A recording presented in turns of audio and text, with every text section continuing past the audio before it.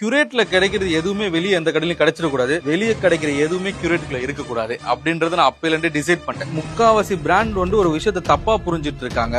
நம்ம நல்லா design over design கொடுக்கணும், மக்களுக்கு அப்பதான் பிடிக்கும். அப்படி கிடையவே கிடையாது. Essential is very under rated அப்படிதான் நான் ஃபீல் பண்றேன். ஏன்னா ஒரு டி ஷர்ட்னு எடுக்கும் போது என்னால வந்து ஒரு ரெகுலரா போடணும்னு ஒரு எலிகென்ட்டா நான் எதிர்பார்ப்பேன். ஆனா நல்லா இருக்கும் அந்த டி ஷர்ட் ஃப்ரண்ட்ல இருந்து பார்க்கும்போது. எடுத்து பின்னாடி திருப்பி பார்த்தா பின்னாடி ஒரு பெரிய டிராகன் டிசைன் போட்டு வச்சிருப்பாங்க. எதுக்குடா இந்த இடத்துல தேவையில்லாம அந்த டிசைனை போட்டிருக்கீங்க நமக்கு தோணும். சரி, பின்னாடி பிளைனா இருக்கு, ஓகே. இந்த டி-ஷர்ட் எடுத்து ஃப்ரண்ட்ல பார்த்தா இந்த இடத்துல ஒரு ஹார்ட் இன் டிசைன் ஒன்னு இருக்கும். இல்லனா ஒரு பிராண்டோட டிசைன் எடுத்து சென்டர்ல இவ்வளவு பெருசா வச்சிருப்பாங்க. உங்க பிராண்ட நீங்க இவ்வளவு பெருசா நெஞ்சில வச்சு நான் ஏன் எடுத்து சுத்தணும்? எனக்கு என்ன அதுல கிடைக்க போகுது? சோ அதெல்லாம் இருக்க கூடாது. ஒரு பிராண்ட் வந்து உங்களோட ஃபேப்ரிக்கும் உங்களோட ஸ்டைலால தான் பேர் எடுக்கணுமே தவிர நெஞ்சில வச்சுட்டு நான் சுத்தணும் அவசியமே கிடையாது. கியூரேட்டுக்குன்னு வந்தா it should have entire different feel. நம்ம கிட்ட கிடைக்கிற ஸ்டைலும் நம்ம கிட்ட கிடைக்கிற ப்ராடக்ட்ஸும் அவங்களுக்கு வெளியே எங்கேயுமே கிடைக்க கூடாது. ஏன்னா கியூரேட்ன்றது it should not just be a clothing brand, personal ஸ்டோரா இருக்கணும்னு ஆசைப்பட்டேன்.